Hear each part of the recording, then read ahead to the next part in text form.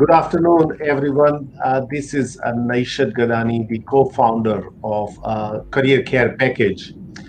Today is our 114th episode, and we are talking about cover letter tips, cover letter ideas, and a way for you to draft really engaging cover letters. And that's the whole show is dedicated to. We will be showing you cover letter examples that has worked in real life and what are some of the ways that you can really create an engaging argument to the employer. So before we bring you across the cover letter samples and dismantle it for you, let's welcome Caroline Brown, the co-host of the show. Thanks, Nish. It's saying that we're scheduled and not live, so I hope we're live on this. Okay, cool. Sorry for the hesitation here. That's the joy of doing live broadcasts, I guess. So, yeah, today we're going to cover lots of the big questions that we've been getting about cover letters. So things along the lines of, I'm going to give you some cover letter examples that have worked well for our clients and won them interviews. We're going to talk about how long a cover letter should actually be. The perfect format for your cover letter, and we're going to answer your questions on cover letters. So, really looking forward to digging deep into this topic today. Absolutely. Imtiaz, welcome to the show. It's been a while that we have seen you here, but stick around. It's going to be an absolute fascinating talk today. So, I'll be sharing my screen. Balin, good afternoon to you too. And let us see it in action. So hopefully you're able to see the screen. Saira, welcome to the cover letter. Show. Hopefully you're able to see, the screen. If you want, I can probably increase a little bit more, but otherwise, we will see how it goes. But yes, KB, take it away. Okay, so I guess one of the things about cover letters is nobody loves writing them. So if you feel that it's a bit of a chore, you're not alone. And I think the fact that nobody really loves writing them means that we don't see that many that are that great. And therefore, also when recruiters are reading them, they don't really expect them to be that great. So if you've got something that's good, it can actually stand out. But just to give you a few ideas about how to make your cover letter non-crappy and in fact fantastic, there's a few principles that you need to think about. So the difference between a cover letter and a resume. So your resume is the evidence that you present of your work history and your accomplishments. The cover letter, if you think about it, is the pitch, the argument to hire you. So it's a logical presentation of an argument to hire you, and therefore it needs to be written separately for every job. Nash, I'll get you to scroll down just to the next couple of things I just really need to stress. Cover letters shouldn't be any longer than a page. No real exceptions for that. In some cases, I have done cover letters and put a table on a second page, but that's mainly for government. So golden rule, cover letters of one page only. Now, in terms of layout, this is really critical. You really need to make it logical and easy for people to read. So one idea per paragraph. So don't mix up the why with the accomplishments or the why with your experience. Try and keep one idea per paragraph. Keep your sentences short and keep your paragraphs of no more than 4 lines. And you can get creative with the layout, as Nash will show you as well. That does help you stand out. Try and use bullet points and bolding as well. If you really want the job, you really need to do as much research as you can as possible on yourself and on the job. You want to write as you speak, so your voice comes through in this. But basically, to really stand out in a cover letter, you want to identify what their problem is and then your pitch with evidence. And in the examples I'm going to show you, that's how we do it. Now, there's an art to doing this, because in the problems that you identify in the cover letter, you actually have to understand which are the really big priority problems for that organization to stand out. because remember, you've only got a page for that. So they're my general sorts of tips on cover letters. Nish, do you have anything that you'd like to add to that? I think you covered that.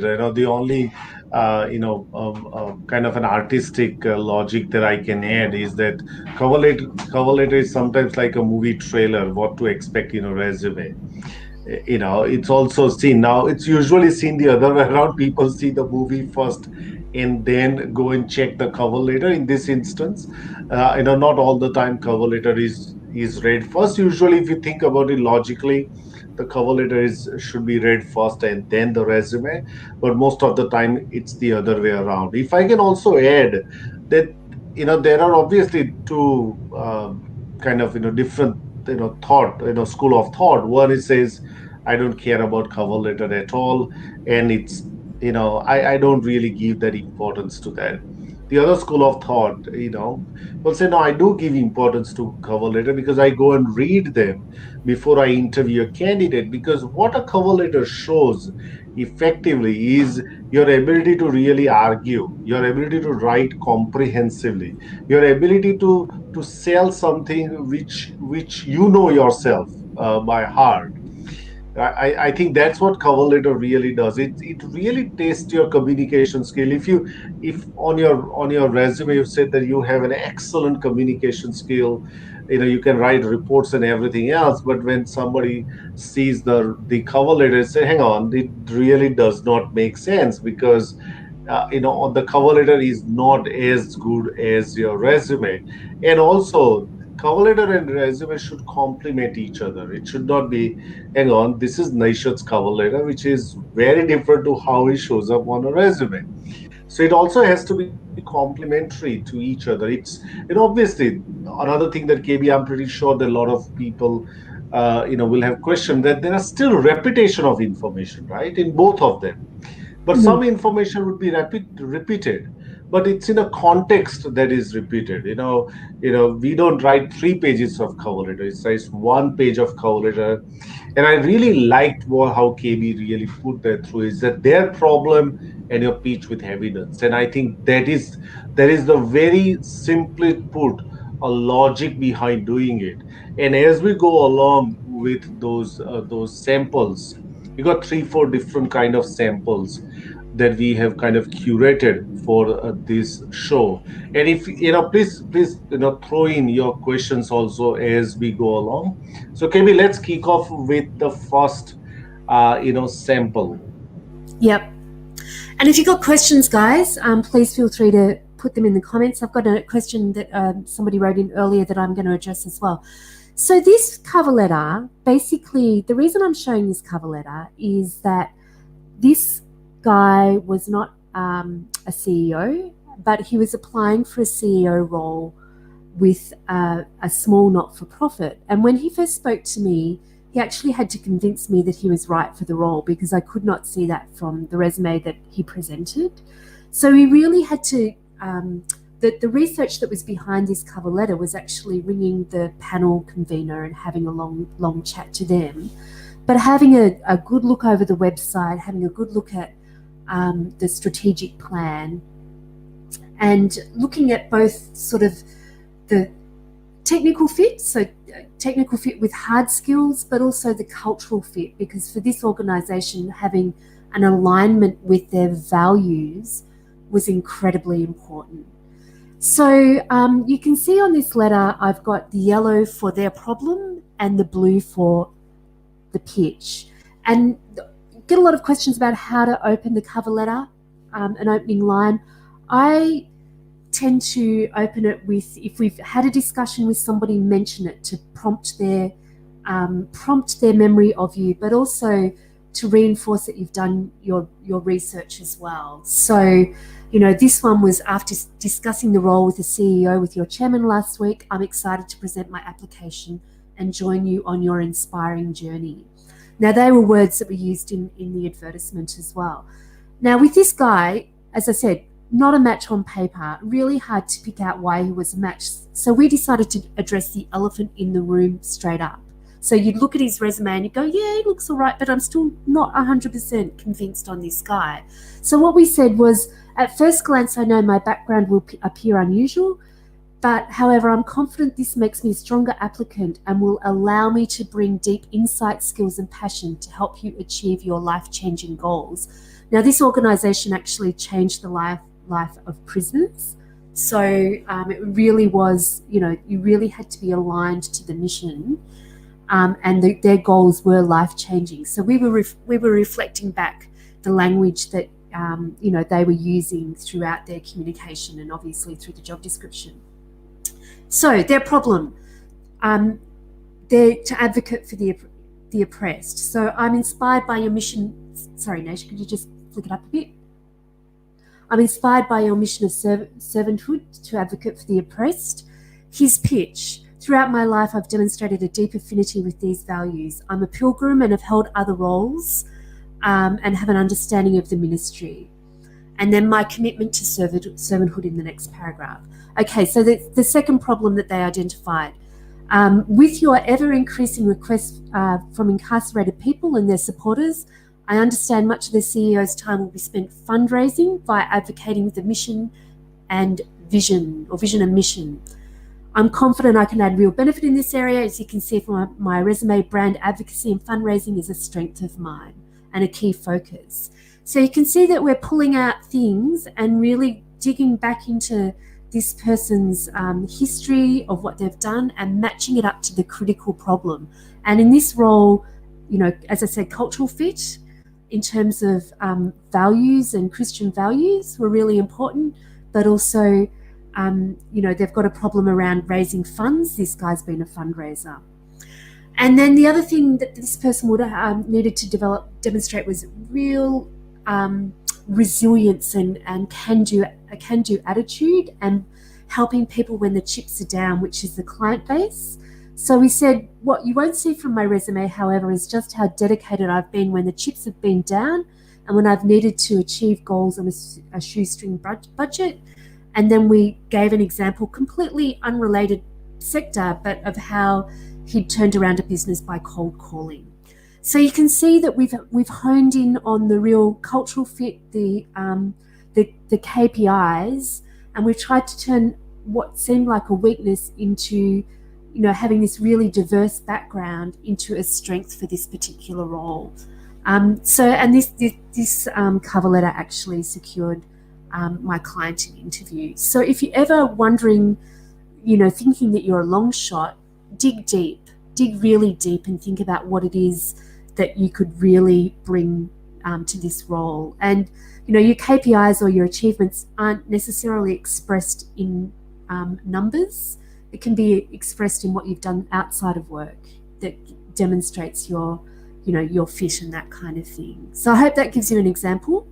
Nash, did you want to share a few more, or do you want to answer some questions, do you think? No, I think we'll come to question straight away as well. But I think what KB's point is pretty important, and here is my take on this. I think most of the time when I write resumes or when KB writes resume, I think let's say it's a CEO's resume, or if I just talk about a recent resume that I wrote of a software developer. She had got around a couple of years of experience. I think I wrote 2 pages of resume, but I ended up spending 5 hours on it. Now, 5 hours doing resume and also cover letter. What it shows is that what you're seeing on the screen is the last draft of the cover letter. It's not the first one. And when you're writing it, initially, I think what you want to do is to pour your heart out first of all. Really write your arguments, as I think Imtiaz is, to answer that question briefly, Imtiaz. Let's say if you are 40% match and don't have certain skills and requirement on the job advertisement, first, and my first thought would be that you've got to be at least three-quarters of the job requirement matching. 40% would be too less matching requirement for you to be considered for the role. And given the current circumstances, I think you would not really stand a chance unless there is a trusted referral who will put a weight of his or her recommendation and say Imtiaz can do this job, and then Imtiaz might have a crack at that. My point is that first of all, write argument in your own language. Don't worry about writing it eloquently, because it's not natural for a lot of us. It's not natural for us to write eloquently first. So write down your own argument, that why you are a great fit for the role. This is what the job advertisement is asking. Do I have that? Just write it down. And then once you've got the material ready, I think then you start to really craft an engaging argument. Then you really start to structure. So first instance, this is what I'm going to write. If I can also add, KB, to to the point of, if I'll probably scroll a little bit. It's around the opening sentence. I think I'm kind of a quite a big fan of opening sentences. And sometimes I also quote some of the reports that's been released by industry bodies. That the cybersecurity expert says that Australian businesses loses $12 billion every year through cybersecurity threat, and that's the area that I want to impact on. Now, if you write those opening sentence with a very power-packed line, what it shows, somebody reads it, what it shows is that you have got genuine interest into this, and you are really crafting something which aligns with what the problems of the employer might be. So I think opening sentence, there is a absolutely lot of creativity out there, and I will show you a few examples on that as well. So we'll probably go to Jismi's question: is cover letter mandatory for every application? KV. Um, yes, I think so. I mean, not saying yes, I think so. It's, I think it's good prepar. Like I was thinking about, okay, because we know that not everybody reads cover letters and not everybody puts weight on the cover letter, but doing the preparation for the cover letter actually prepares you for the interview. So it's a really good practice to do anyway. So I would say yes. I know that we know that they're hard to write, but it is, think of it as like your interview practice. The things that you actually really want to mention in interview, unless they just say just resume. They actually go no cover letters, just stick your resume in. So yeah. Agree. Absolutely, Jism. It's okay. I know sometimes it takes 10, 15 minutes. Once you've got a basic content right, it will still require, but I think it is still more advisable, because there are still recruiters and employers out there who are very peculiar about a cover letter, as well. So I think we can't ignore them. Now, let's say in a situation such as this, when somebody said, look, just send me your resume and I'll flick this across to the hiring manager, then it is different story. But even then, you want to write something in the email note, because most likely your email will be forwarded to the hiring manager, or some the person over there, and you don't want them to say, hi Naish, please find my CV by Jismi. I'll say, hang on, she hasn't really taken time to really take 5 minutes to really draft a proper email. So I think there are certain things that you'll see cover letters are also kind of that goes in your networking as well, that you can use. Depending on the situation, I think you can still use this as part of your email text as well. Now, yes, KB. I was just going to say a couple of things. If you're watching this on YouTube and watching this for the very first time, please subscribe. And if you like what you see, please give us a thumbs up. Sorry, Belen, I just had to put that in. Sorry, Excellent. So we've got Kapil. there. Yeah, We've got more cover letters to go through, but yeah, just on that point, Nish, if yes. somebody's referring, like, got your resume and said, send me your resume, I'd still put a cover email. I'd still say thank you very much for sending this. There are a few things that I'd like to draw to your attention if you know that they're relevant, or if you know the company and the role, say why you're excited to, be forwarded for the role. You may not have the job description there with you, but certainly a polite email with those points in it makes a big difference, rather than just letting people still guess why somebody might be forwarding your resume along. Excellent. We got a question from Kapil. Welcome, Kapil. How important is to get your resume and cover letter done by a professional, and which are the good companies that you can use that? It's not a repeated question at all. Well, you got two people that you can reach out to you, Kapil. Me and Caroline.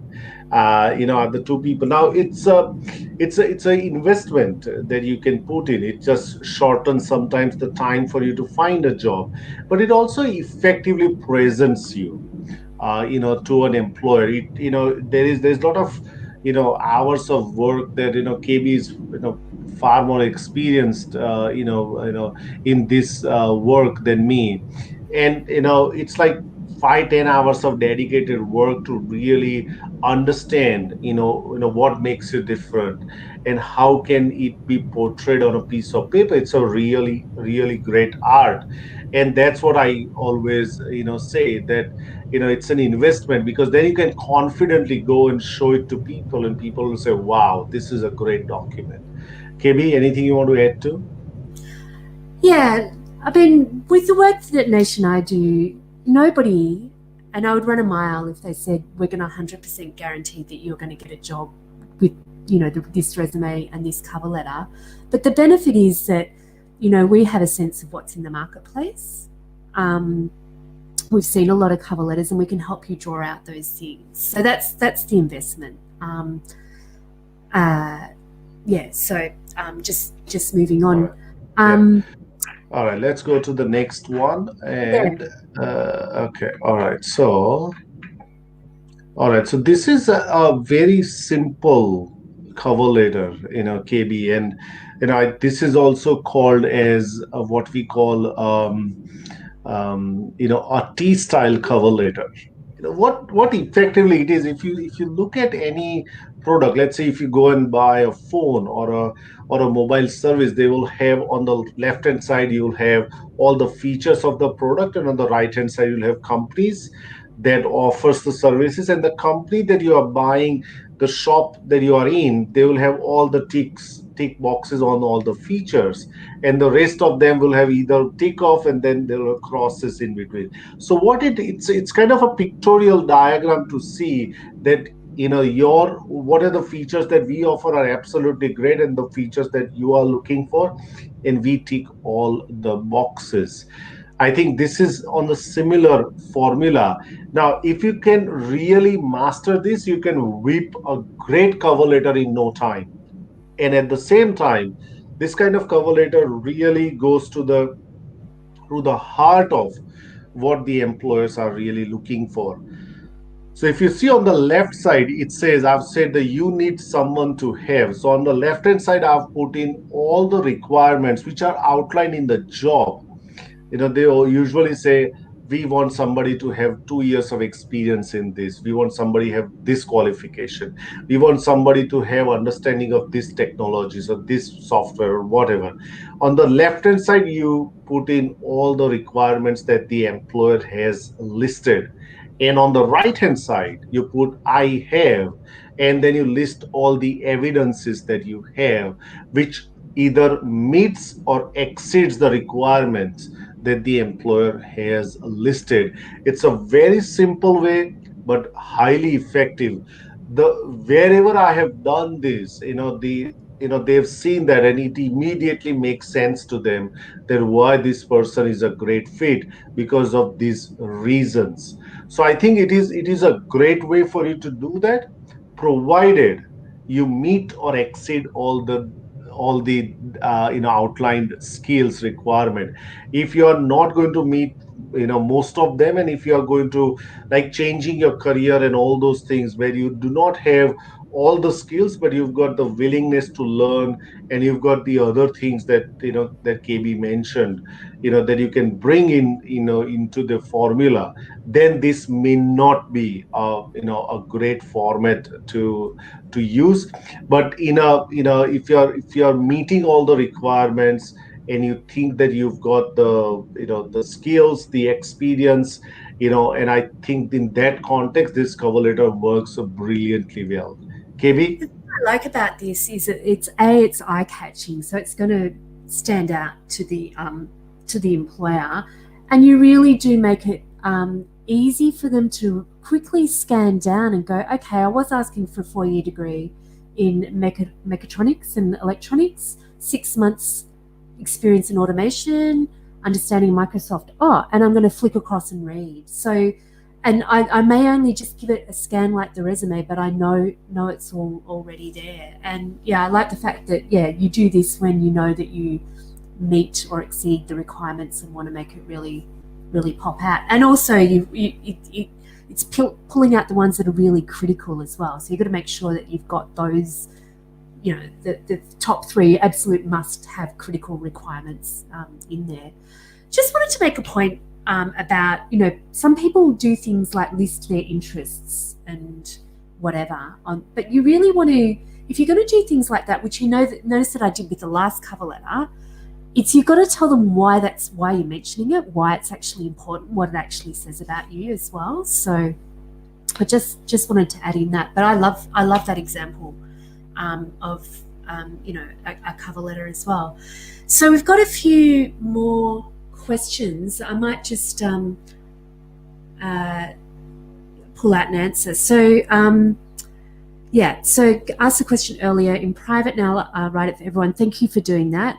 Um, how should we address several personal attributes in government sectors where each has been broken down to a more detailed description?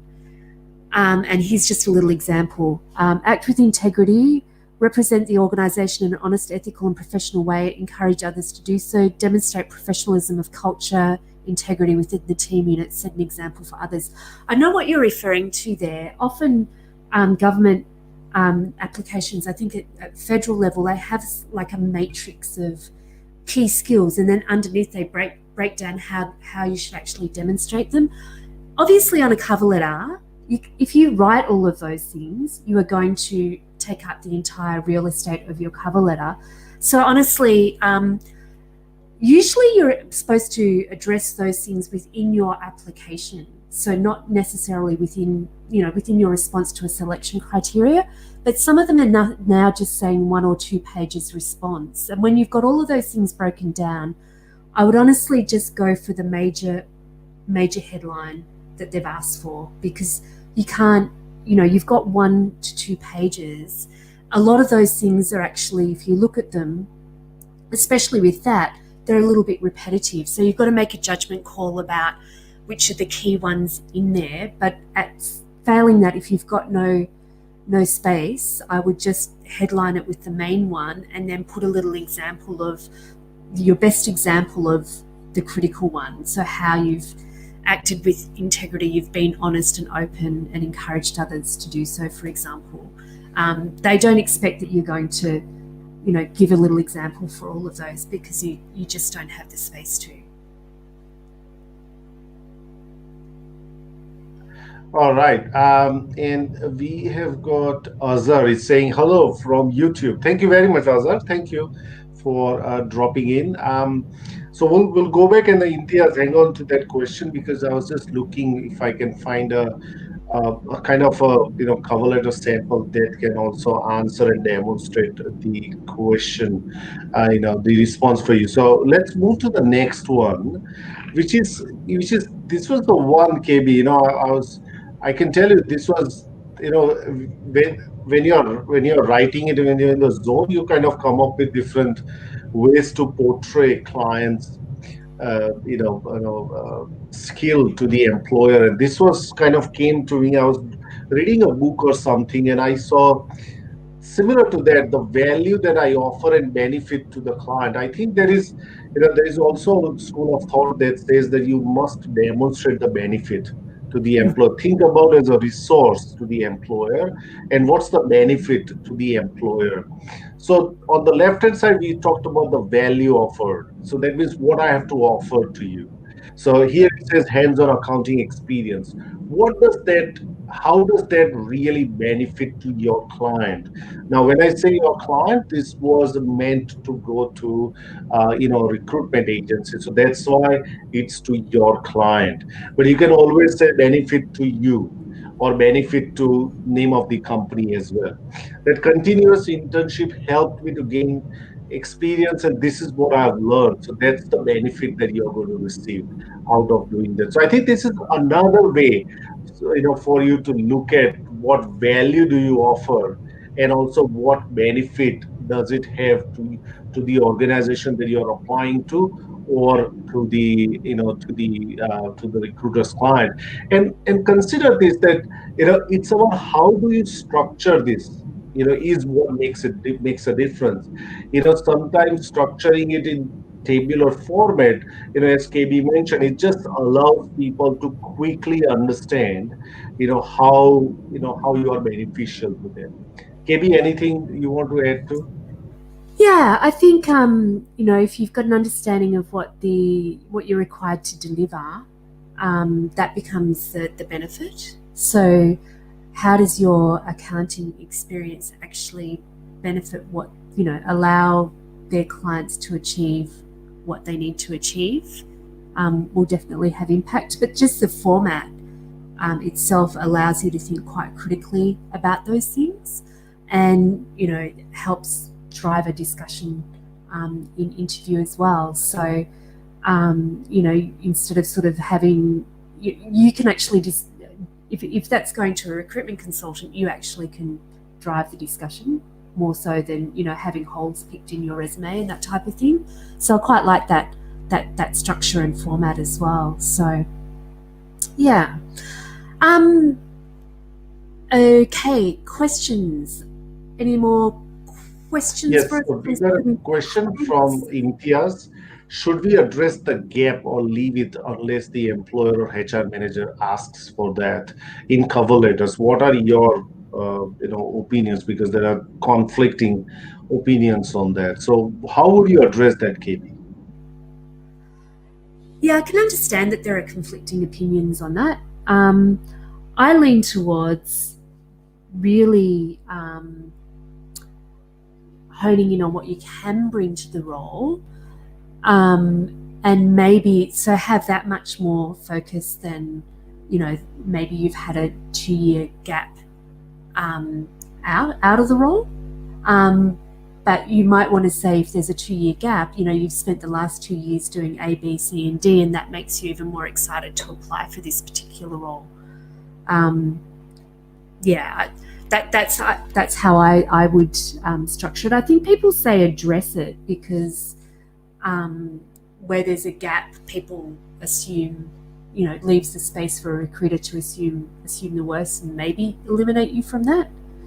But yeah, I wouldn't be opening my cover letter with, as you'll see from my resume, it's been 2 years since I've done this role. I would be opening it with the same way that Nation I have, and structuring it the same way that Nation I have, and saying, I have been, having been out of the workforce or having been doing something else in the last 2 years, it's reaffirmed the fact that I really love to do blah, blah, blah, and try and make that in some way to be a positive type thing. But don't be apologetic about it. Just think about the benefit of that actual gap. Absolutely, absolutely. Do you want to move forward? And Navid, hang on there. We will come to, answer that question for you as well. And I think I agree with the LinkedIn user who said, focusing on what you can bring to the role. I think you can't, if you don't have, you don't have that. If there's a gap, there's a gap. There's nothing that you can do to fill that gap. And you want to be able to, put up, sort of, coherent argument to the employer. So let's move forward and let's check out the next one. Here is, I think I used a different one, which I wanted to really clearly identify and give a kind of a personal voice to this job seeker, that I'm known for translating raw concepts into commercially viable products competently and efficiently. And I really wanted that to be at the front and center. Now, one of the reason was that because this person was looking at research and development professional role, which is not, which I knew that this cover letter will be absolutely read. Somebody will absolutely read the cover letter and resume, may not be together but might be, separately. And I really wanted to highlight this particular thing, and that is what really worked, in this situation. And if you look at, also I wanted to, sort of, the beginning, the first instance is also kind of saying that if you're looking for someone like this, then I'm a perfect candidate. So it opens up with that point of strength that I'm a perfect candidate because your job ad says that you're looking for, certain kind of skill set. Anything you want to add to KB? Then you can also take question from Navid as well. Yeah, I like this because again, it just jumps out. That quote just really jumps out at you. And it's, if you don't remember anything about the cover letter, you remember that there's a cover letter with that great quote popping out, and you read the cover letter with that in mind, basically. And I also love the formatting with the ticks, just to really bring that, because we tend to read bullet points, we tend to read the first part of the bullet point. So that's why I always lead with the achievement, like the value in that first part of the bullet point. And again, you've got, if Glaxo Pharmaceuticals is searching for an R&D expert with a verifiable track record of spearheading R&D projects in cosmetics and personal care, you're repeating. I assume she took that out of what they were looking for in the advertisement, and you're showing that you've read it, and you're repeating the pitch, and you're saying it with confidence. I'm the person that you need to be actually looking for. So it just stands out much more so than, I would like to apply for the job of ABC type thing. It's showing that you've read the advertisement, you've done some research around the role. So I really like that. All right, we got a question from Navid. In situation where providing a cover letter is optional, should you still provide one? Yes, absolutely. You should. I think we covered that question before, Navid. You must provide a cover letter. It takes 10-15 minutes for you to draft one, but do that as well. And Poonam, the size of the cover letter should not go beyond one page unless you are also attaching selection criteria along with it. And KB, that brings me that we'll probably do a similar session on selection criteria to bring, give a, sort of a deeper insights on how can you really craft selection criteria. It's probably more painful than writing a cover letter, but we will still try to make sense of that as well. Hmm. So let's move to the next one. Yeah. Okay. I've got just wanted to answer a question that we've answered half of it that was sent in. The format for a government sector cover letter, when you've got a cover letter, you've got a selection criteria, and you've got a resume. Generally, governments take their main information from the selection criteria because it's set up in a certain way and everybody has to respond to that, and it's based on that principle of merit selection that everyone, there's no guesswork. You've taken it from the prescribed format and against a criteria. I don't tend to, like, if I write if a cover letter that is separate from that, I do tend to explain why you have the interest in the role and maybe pull out 3 or 4 key highlights that really sell you for the role. They will still be in the selection criteria, but they're things that you want people to really take notice of. And that would be what I actually put in the cover letter. But sometimes now what governments are asking, it really depends on what they're asking for. So they might say, address the criteria in a 2-page cover letter. And in that scenario, you address the criteria as much as you can in that letter. So you break up, what they're asking, what you can offer, or an example of, that demonstrates how you do that. And then there was a second part of this question. I'll just find it. In a cover letter, should we provide examples on the essential criteria or cover that we've worked? I think, yeah, In a cover letter, should we provide examples on the essential criteria or just cover that we've worked there and leave the example for interview time? Um,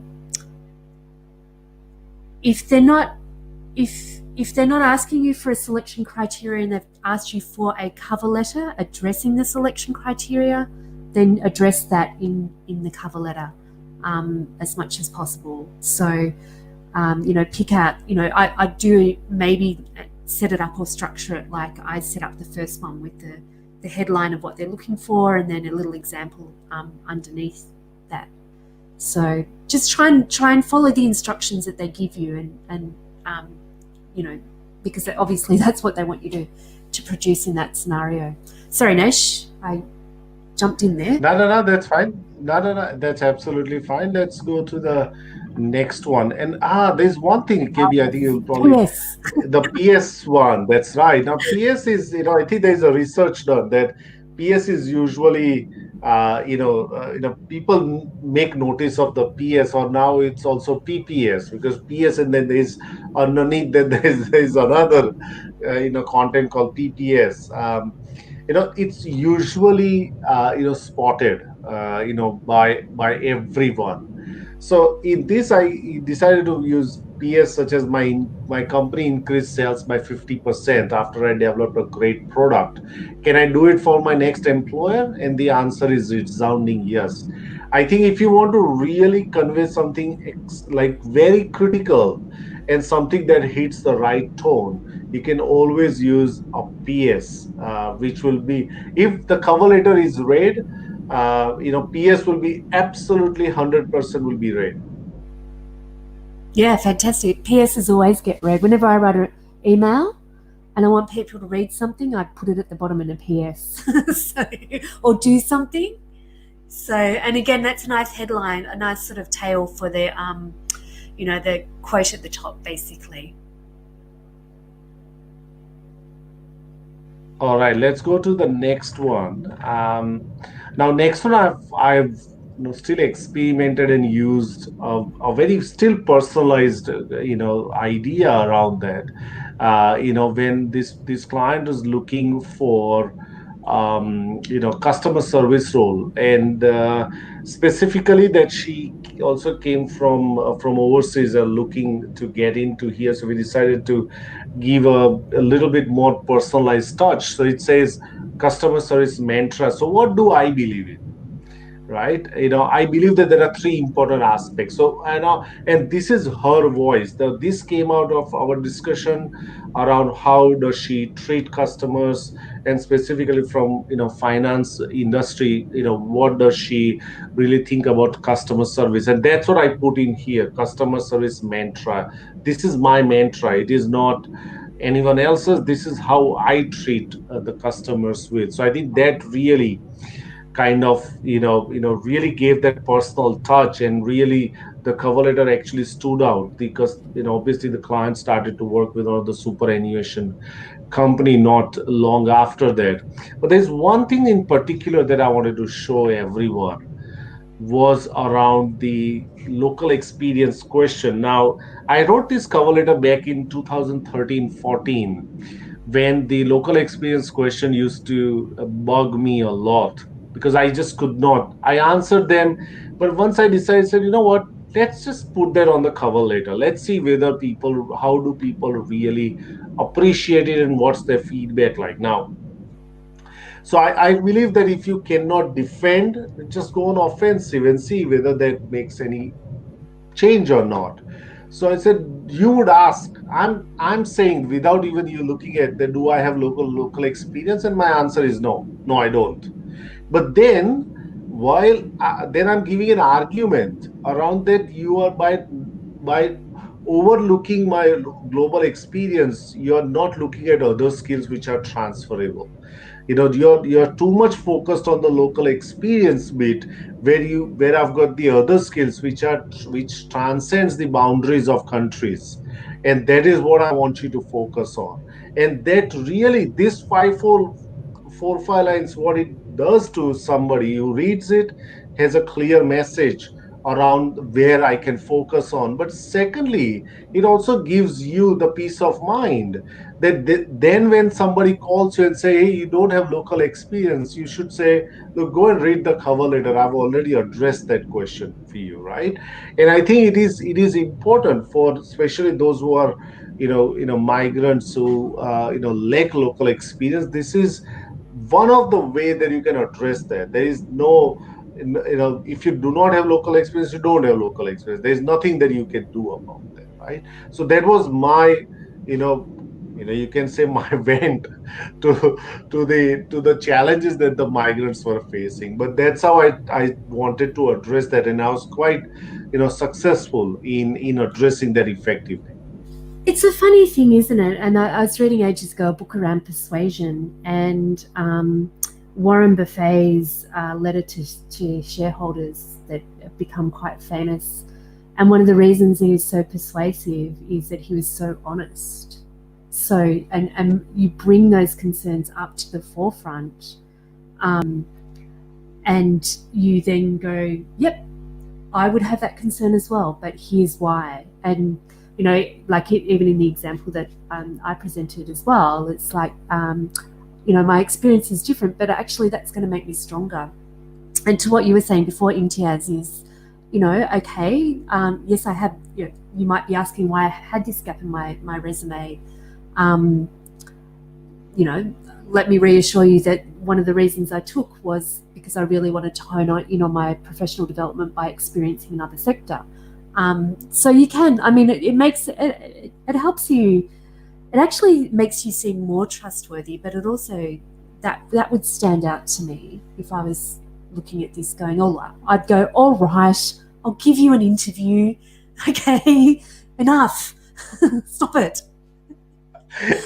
So I might not win you immediately the job, but it might get you. It might actually just get you into the pile to be interviewed, which is all you wanted with the cover letter. It's not your entire history. So yeah.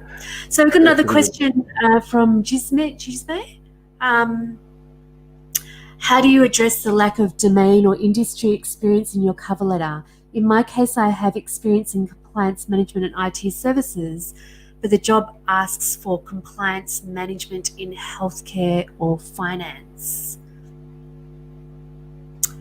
I Yes. Yeah, I think it goes back to the same argument, is that first of all, why do you believe that you are still a strong fit regardless whether you don't have experience or not? Write down your argument, write down your reasons by yourself, right? First of all, you got to have some substantial reason, because it's like look, I've always driven a car. I'm going to go and ask my friend that, look, I've never driven a minibus, but I think I know how it works and everything else. Can you hand me over the keys?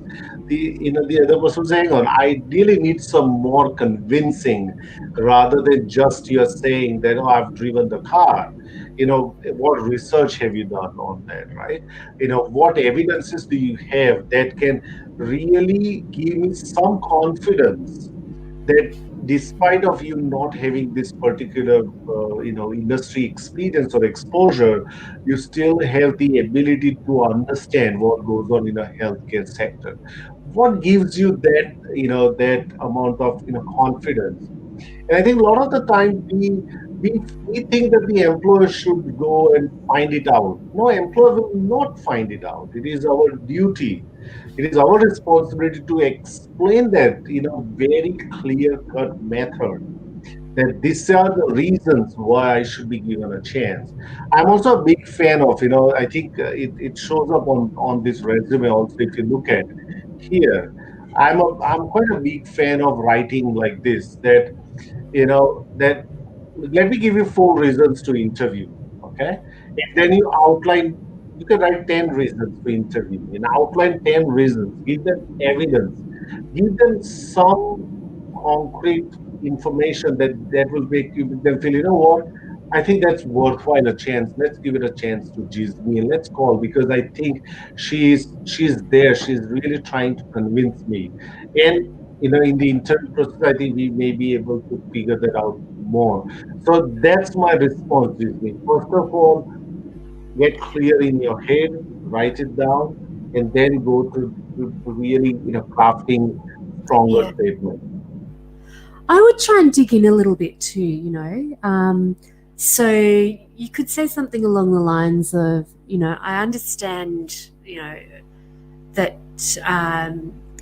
the compliance regimes or the regulatory environment in healthcare and finance are complex. They change really quickly. Um, I too have experience in understanding regulation and managing risk, for example, in complex, dynamic, and highly regulated environments. And this is how I can prove that. So, I have introduced new systems and like find some evidence that demonstrates the fact um, that you can do that. So, or this is how I'm prepared to quickly acquire those skills, or this is how I've changed from one sector to the next sector really rapidly, and some evidence that you've been able to do that. Ultimately, if it's going to come down to sector experience, it'll come down to sector experience. But that's the way I would actually try and identify the identify like the components that characterize that environment, that compliance or risk environment, and talk about where you've operated successfully in a very similar or even more complex, more dynamic, and more heavily regulated environment. Absolutely. All right. So we got one more question from Imtiaz. If I'm looking to bridge the experience gap and want to volunteer at some company to get experience, is writing a cover letter the best option or cold calling works better? Any thoughts on that? Okay, experience. If I'm looking to bridge the experience gap, I want to volunteer at some company and get experience. Is writing a cover letter the best option? Um, I guess if you're applying for a job and using that volunteer experience as evidence of your suitability, is that what Imtiaz is asking? Do you think? No, no. I think what he's asking is that it's in the context of volunteering. If I want to, let's say, I want to, work in a sector, and there's a gap that I have, and I want to go and volunteer to bridge that gap or to get Yeah. experience. What's the best way for me to approach that volunteering organization? And my response would be, if you know somebody in that, go ahead and send an email out. But I think call would still trump the email, because it's that personal touch. It's the explanation that you can do on on the phone, which goes far better than writing a cover letter. Because if writing is not your natural skill, you're going to hate that doing that. And when you're going to hate it, you are not going to be really productive or really put your heart into this. But if calling, is something that you can do, it pick up a phone call, talk to them.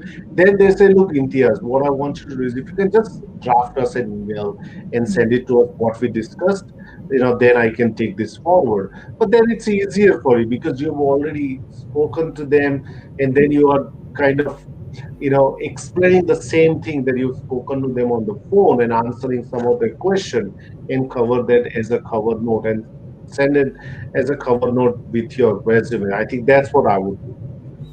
Yeah, I'm not a big fan of doing the volunteer services for no no money type thing. I try and work out in the area that you're interested in being employed, because the organisations always have, like, I try and work out what it is that they have a pressing need to do but don't have the resources to do, and try and negotiate around that and say if you could um, develop a proposal that would help them with that solution that might save them time and money, would they consider that? Would they consider employing you in that sector?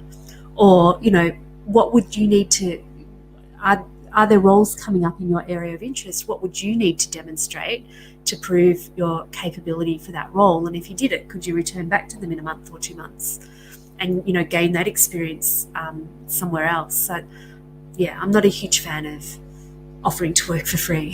So yeah. Excellent. I think that's pretty much. I think we covered a lot of ground today on cover letters, and hopefully this has been useful. And we are more than happy to share those cover letter examples as well. So if you want the cover letter example, you must write it back to me or Caroline so that we can send it to you. And if you get a job, just send us 10% of your salary, and we'll be more than happy. We take 100% to start off with, but we don't charge up front. No, I'm kidding. No, we don't. Absolutely, absolutely. And yeah, so thank you very much, everyone. Hopefully, hope you're liking our new approach to bringing, some this, really, and that's what we wanted to do. Is rather than conceptually, we can show you something and dismantle it for you and show different ways to approach that. Thank you very much for all of you. And yes, I think we will probably do one on selection criteria as well because I also hate I'm right just sort of selection killing criteria. myself. So, excuse me, everyone.